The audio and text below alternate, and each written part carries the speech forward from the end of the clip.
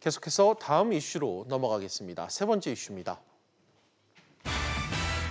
3년간 3조 원. 서울시가 신혼부부들의 집 문제 해결을 돕기 위해 3년간 3조 원의 큰 돈을 투입하기로 했다고 합니다. 소득 기준 탓에 이 전월세 보증금 대출길이 막혔던 분들에게는 길이 문턱이 좀 낮아졌다.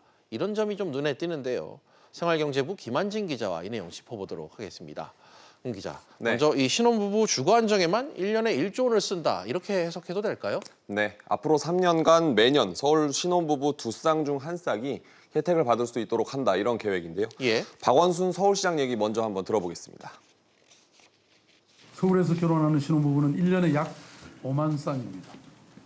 서울시는 연간 총 2만 5천 호를 지원하겠습니다.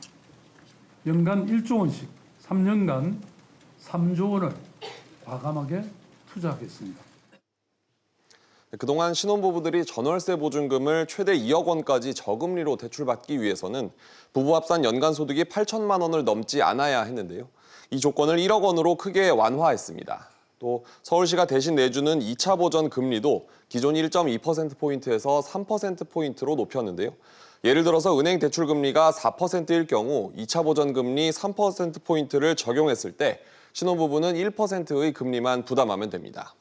대상자 수도 연간 5,000호에서 1,500호로, 그리고 지원 기간도 최장 8년에서 10년까지 늘어납니다. 네. 또 매입 임대주택이나 청년주택 등 임대주택 물량을 기존 계획보다 약 2,500호 더해서 연평균 14,500호까지 늘리기로 했고요.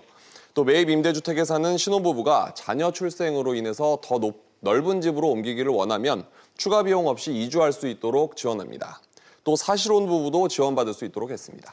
예, 취지가 좀 상당히 좋은 것 같습니다. 부부 합산 맞벌이 소득이 좀 빡빡했다 이런 지적이 많았는데 이번에 좀 크게 낮춘 건 좀 긍정적인 것 같습니다. 네. 그런데 좀 너무 퍼주기 아니냐 이런 지적도 나오는 것 같아요.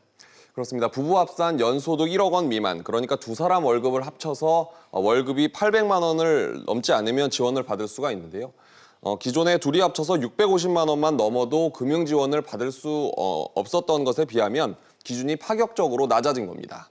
다만 가계소득이 1억 원이면 적지 않은 소득이고 또 주로 대기업을 다니는 신혼부부만 이렇게 돈을 벌 수 있을 텐데 이렇게 돈을 많이 버는 신혼부부에게까지 낮은 이자로 대출을 해줘도 되는 것인지 벌써부터 논란이 일고 있습니다. 그렇군요. 그런가 하면 또 최근 박 시장이 발표한 이 청년수당 지난주에 나왔었죠. 이 현금 살포란 비판 계속해서 나오고 있죠. 그렇습니다. 지난 23일이었죠. 박 시장은 3년에 걸쳐서 총 10만 명에게 월 50만 원씩 최대 6개월간 청년수당을 준다는 계획을 발표한 바가 있는데요. 기존에는 신청자의 구직활동 계획 심사 과정 등을 거쳤지만 이번에는 요건만 갖추면 다 주기로 하면서 현금 살포라는 비판이 일었습니다. 여기에 청년 1인 가구에게 1년에 5천 명씩 10개월 동안 매달 20만 원의 월세도 주기로 했는데요. 현금으로 너무 많은 액수를 또 너무 많은 사람에게 지원하는 것이 아니냐라는 논란과 함께 오는 2022년 지자체장 선거 그리고 대통령 선거 등을 염두에 둔 정책이라는 비판도 나오고 있습니다. 예, 비판이 지금 잇따라 나오고 있는데 박 시장 측에서 좀 입장이 나온 게 있나요? 박 시장은 예산이 아니라 결단의 문제라면서 빚을 내서라도 지원하겠다라는 입장을 밝혔는데요. 한번 들어보시죠.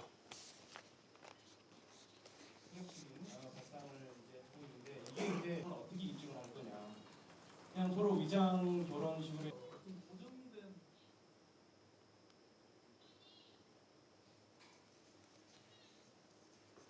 곳간에 돈을 채워왔습니다. 지금까지 거의 8조 원에 이르는 채무 감축을 해왔고 지금이야말로 이런 돈을 풀어야 되고 또 때로는 기체를 해서라도 이 문제는 해결해야 된다 이렇게. 박 시장은 청년들이 결혼을 미루고 아이를 낳지 않는 경우가 많아짐에 따라서 산업이 위축되고 또 저성장 늪에 빠지는 악순환을 깨야 한다고 덧붙이기도 했습니다. 네, 김 기자 수고했습니다.